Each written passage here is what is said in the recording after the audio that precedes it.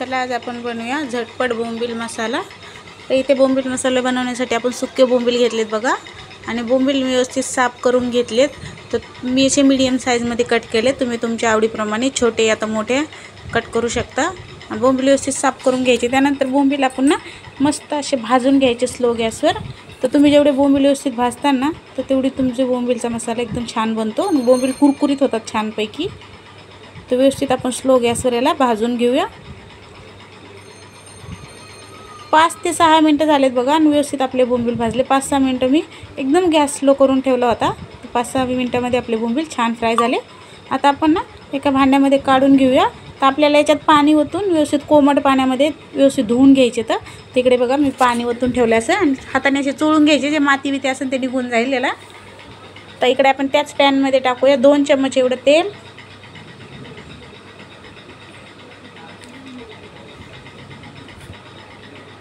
तेल गरम झालं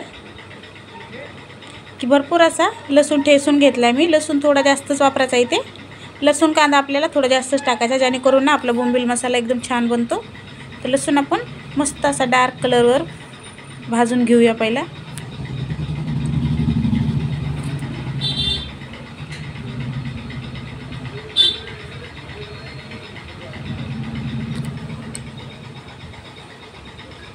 लसूण छान परतले बघा। आता भरपूर असं याच्यात आपण कढीपत्ता टाकूया।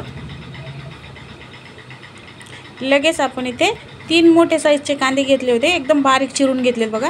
कांदा पण आपल्याला भरपूर टाकायचा। तर कांदा आपल्याला एकदम गोल्डन होईपर्यंत फ्राय करून घ्यायचा आहे। आता इथे मी गॅसची फ्लेम फास्ट केली।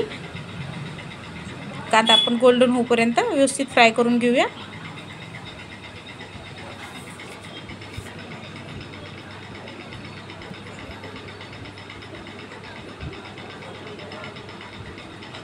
हे बघा कांदा व्यवस्थित फ्राय झाला आहे। आता आपण ना बोंबील धुवून घ्यायचे व्यवस्थित आणि या कांद्यामध्ये टाकायचे। तर व्यवस्थित फ्राय करून घेऊया 2 मिनिटं।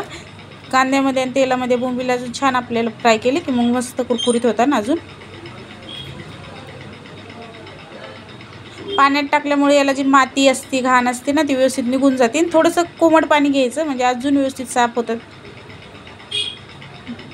हे बघा 1-2 मिनिटं छान फ्राय करून घेऊया आपण।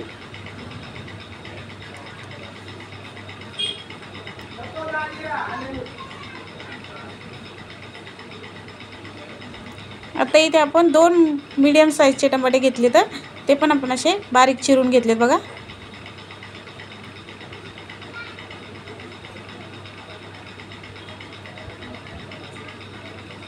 यात आपण ना मीठ टाकूया। तर मीठ थोडं जपून टाकायचं, बोंबील हे थोडेसे ना खारट असते। तर तुम्ही जास्त मीठ टाकलं ना तर रेग्युलर भाजीमध्ये टाकता तर खारट होईल भाजी, कारण बोंबील थोडेसे खारे असतात।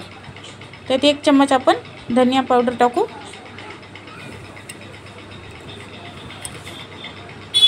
त्यानंतर आपण थोडंसं झणझणीत बनवतो। तर हे तिखट आहे ना, खूप तिखट आहे असं, त्यामुळे मी 1 चम्मच टाकले। जास्तच तिखट लागते ते। 1 चम्मच हळद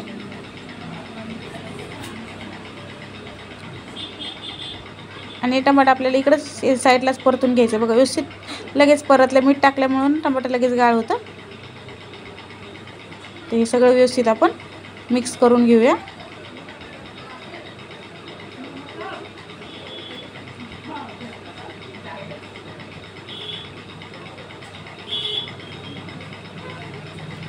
ते सगळे मसाले ते आपल्याला एकजीव करून घ्यायचे, व्यवस्थित मिक्स करून स्लो गॅसवरच ठेवायचे। भरपूर अशी आपण कोथिंबीर टाकूया। 2-3 मिनिटं इकडून तिकडून करायचं आपल्याला।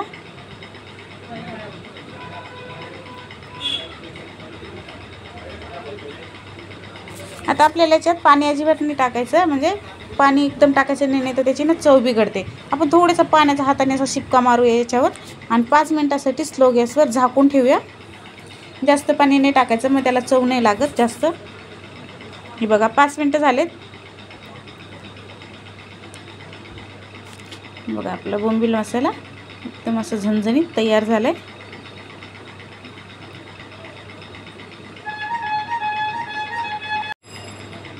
गॅस बंद केलाय। वरून थोडीशी अजून कोथिंबीर टाकूया। ते बघा झणझणीत असा आपला